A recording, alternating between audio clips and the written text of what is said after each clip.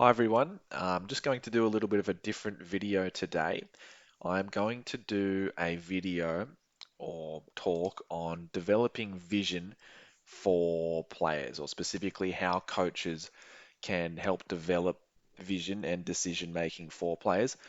These are my comments on and thoughts on a video that was put out by Mike McGuinness from Norcan Hockey and Elite Ice Hockey Analysis. It's a great channel. I'll leave the links in the description below.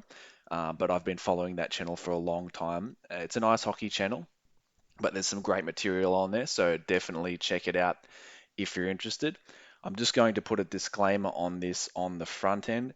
This is not scientific, nor even academic. These are just my thoughts based on my experience and what I've read about this topic and how it can be developed. So I'll move on to the next slide and we'll go from here.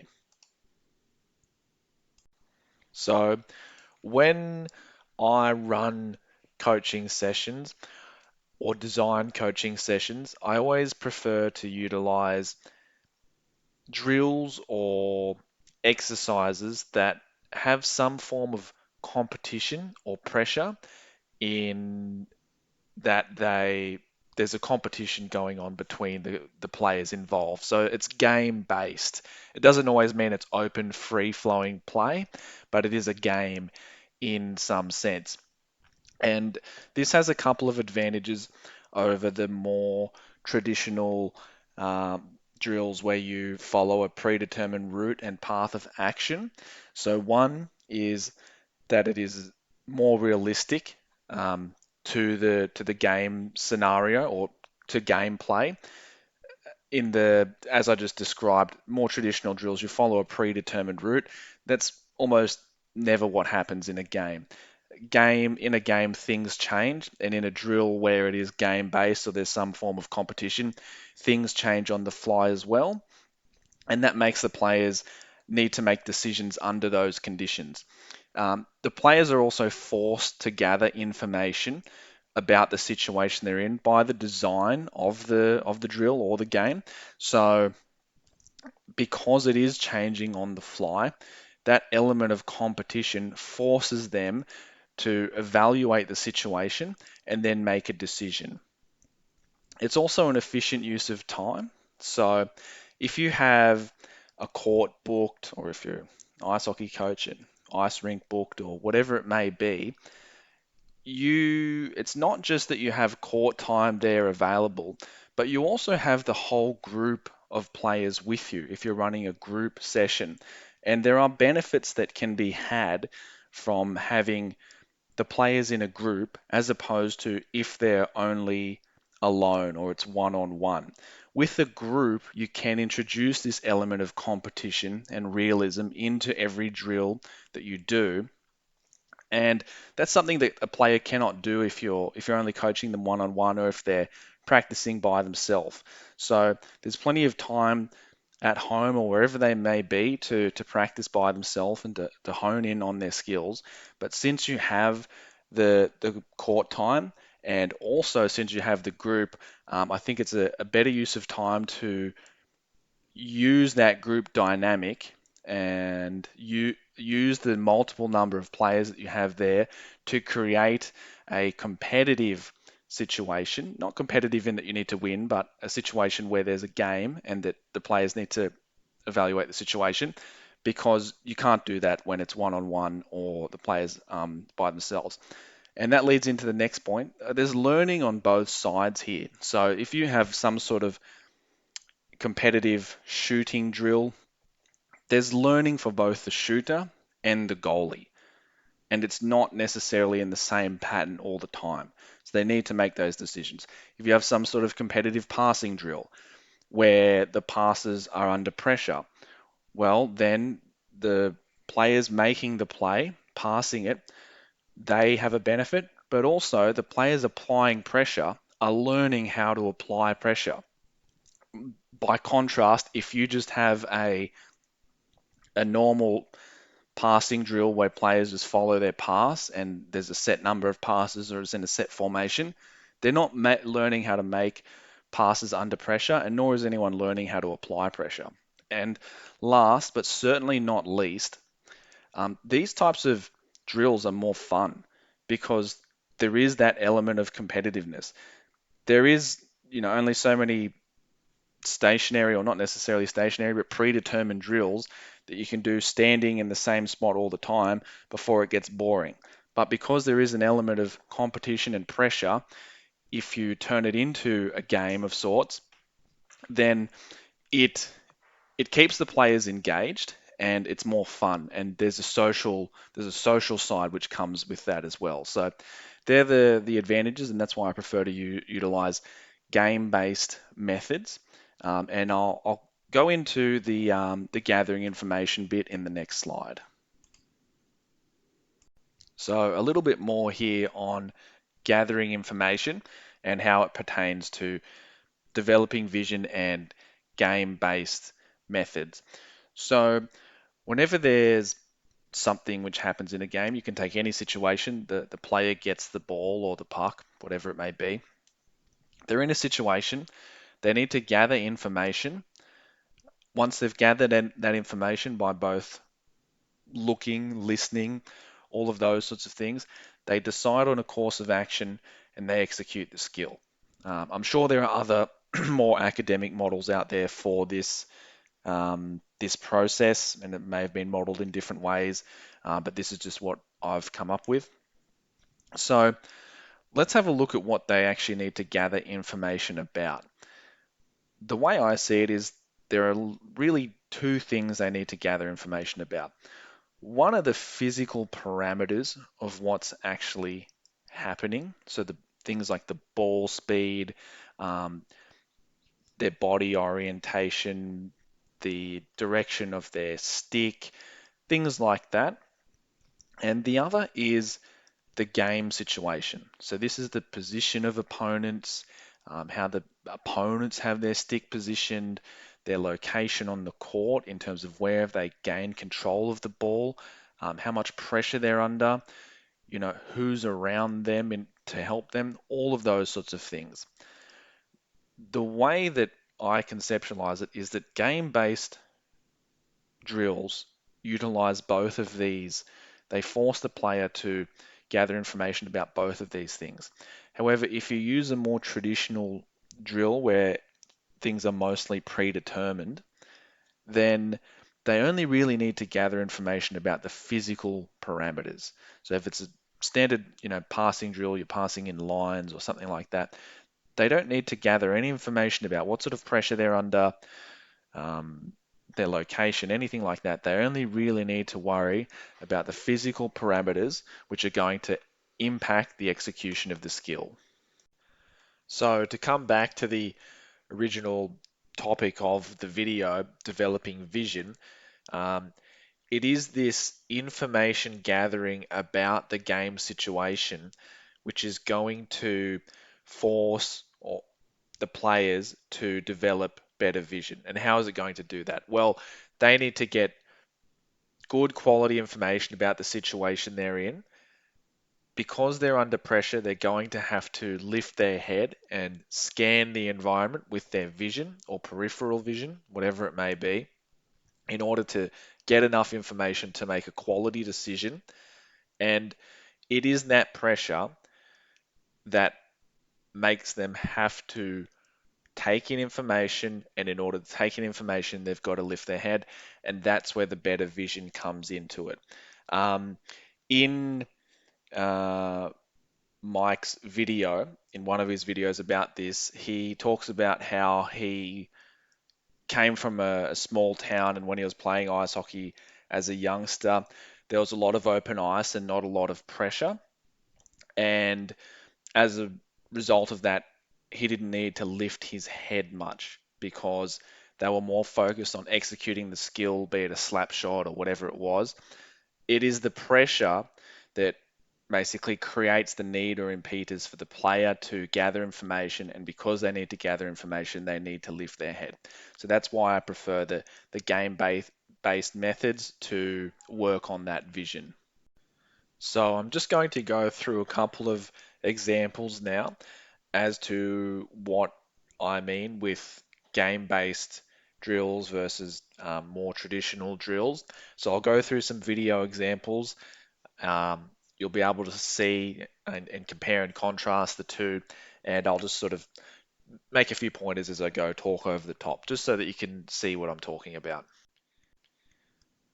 Okay, so here we have a star passing drill, fairly standard. You know, pass two positions to the left or right, and then follow your pass. Six players involved. You can just see as they go through. This is perfectly fine for practicing passing technique and being on your toes and those sorts of things. But you can see there's no real decision as to um, any pressure or anything like that. It's only where they're going to receive the ball and place the ball. And I think you can see that, after a while, this is not really going to be that much fun. I mean, how much fun do these guys look like they're having? Not really that much. So just compare that with the next clip I'm going to play. I'm going to play it with the audio on so you can hear the interaction of the players. This is a game-based passing drill.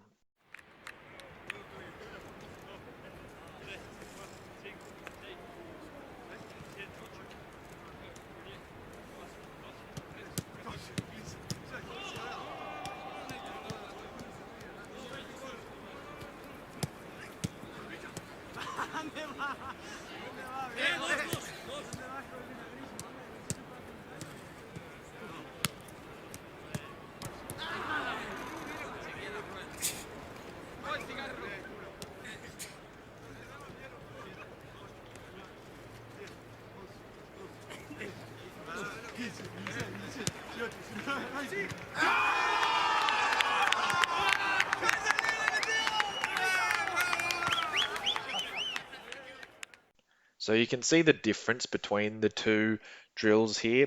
The first one, the star passing one, pretty static. The second one, the Rondo, much more dynamic and fluid. The players with the ball and passing the ball need to make decisions under pressure.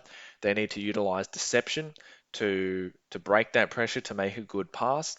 The players without the ball need to also make decisions as to the best way to approach the ball and who to pressure and which passing lanes to block.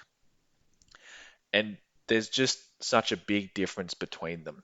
So much more decision making. You can also see the players in the Rondo are having fun. And sorry, the Rondo is the name of that passing drill, the passing game where there's pressure.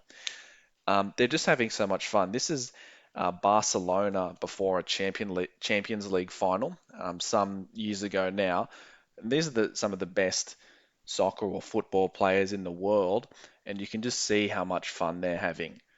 No nerves, all practice, and a great quality exercise. So this is another standard passing drill, just passing in pairs. I'm pretty sure it's common to all team ball sports, whatever sport that you play. And one question that I asked myself was, how could I make this into some form of competition, some form of game-based exercise where it's going to force the players to make a read, to lift their head, all while still getting the repetitions of the execution of the skill. And what I came up with was the simple idea that you could turn this into a game by essentially once you have made the pass to your partner, you just need to then decide where you want to receive the ball. So if you've got your stick, as you can see in the picture here, you could put your stick on your forehand side for this player. That would be the red or orange area. You could put it between your legs if you want to receive it there, or you could put it on your backhand side in the green area in this picture if you wanted to receive it there. And the idea is just to keep switching up where you receive the ball. And if your partner passes it to the wrong area, well, then you score a point or you've won that little round. So the idea is to fool your partner. I call this drill or this game fool your friend. And it just forces the player that's making the pass to lift their head and make a decision based on that information. And there's an element of competition there that the players are always sort of trying to trick each other. Now, obviously, you need to keep it fair. You can't you can't move your stick once your partner has already sent the pass, but once you play the pass, you just put your stick wherever it is. And this works great for especially players of younger ages where you're still just working on those fundamental skills. This is a great way to make a, basic passing in pairs drill, which can be quite boring, into a game where they can still get all the practice and they actually have to make a decision based on information.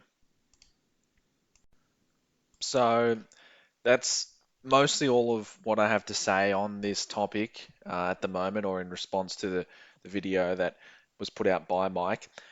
So just in summary, I always prefer to have some decision making or competition component in the drills that I or exercises that I create when I'm designing a coaching session. I like to think of it as trying to design mini games rather than drills, and that just sort of highlights the shift in the thinking there. Drills, you're getting drilled. Mini games are much more fun and they're more engaging. And I'm not saying in any way that traditional drills and isolated skill work is useless. It is definitely useful. There have been countless, top quality teams throughout history uh, who have trained exclusively through those types of predetermined drills. The Soviet ice hockey greats of the 70s and 80s come to mind, and they've been very successful teams. So there are many different ways which you can develop this vision and this game sense. I like to do it through the use of games. I just think it's a more efficient and engaging and fun way to do it.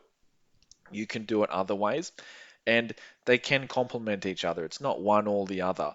I mean, that's where the role of the coach comes in. They can have a look at whatever game it is. Let's say it's the Rondo or the passing, the fool your friend game, and they can have a look, and if there's something, if it's not working quite right, figure out why it's not working quite right.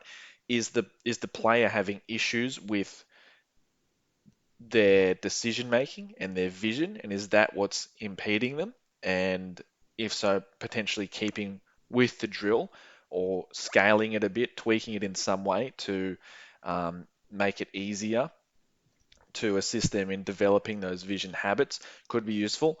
Or are they struggling with the actual execution of the skill, the physical parameters? So even if you took the decision making out of it and you put them into just a standard passing in pairs with only worrying about the physical aspects of the skill execution, would they still struggle?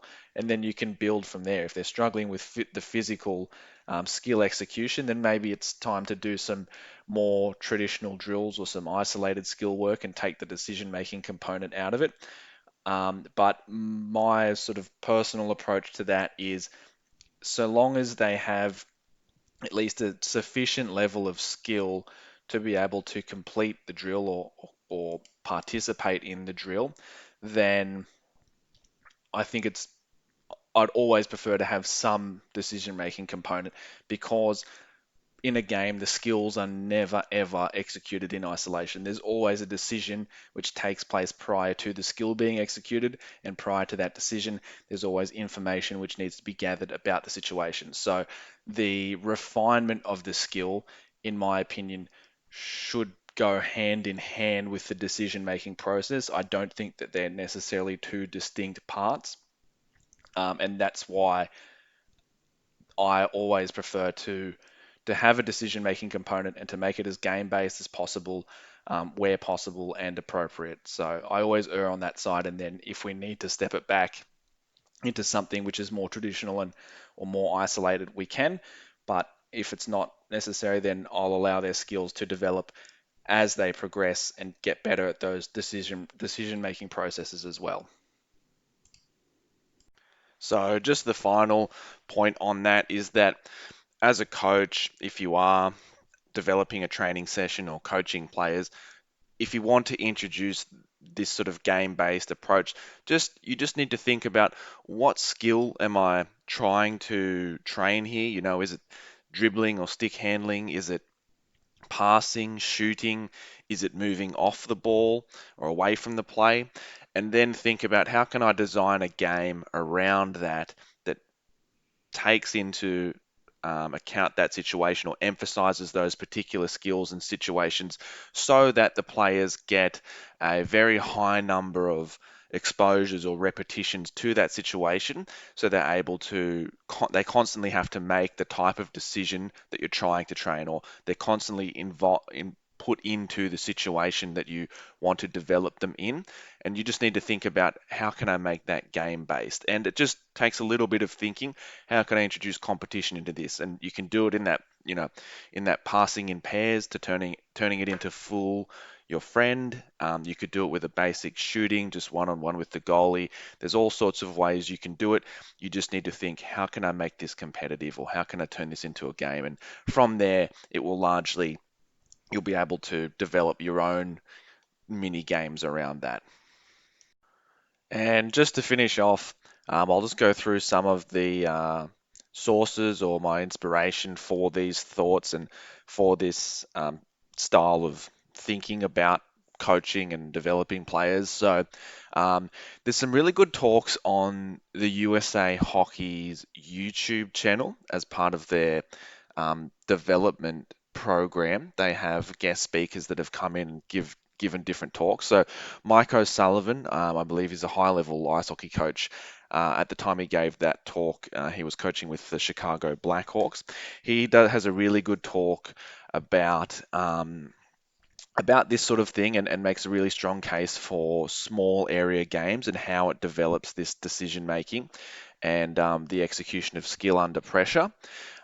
John Kessel, I believe, is from USA Volleyball, who gave a presentation as part of the USA Hockey program to give inspiration from other coaching methodologies and things like that. So he really talks about this type of game-based training. That's really the thrust of his presentation. And there are some other talks around from USA Volleyball. There's I think a more senior coach than John Kessel. I can't remember his name, but John Kessel does reference him in his speech, in his presentation. So if you have a look at that, you'll be able to find it. And if you go and have a look at some of USA Volleyball stuff and that more senior gentleman's interviews and presentations around this topic, you'll get some additional insights into that.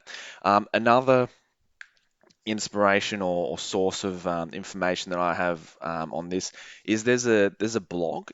It's actually a blog about soccer or football, and they on that blog, whoever runs the blog, I can't remember the guy's name at the moment, but he writes about these types of things.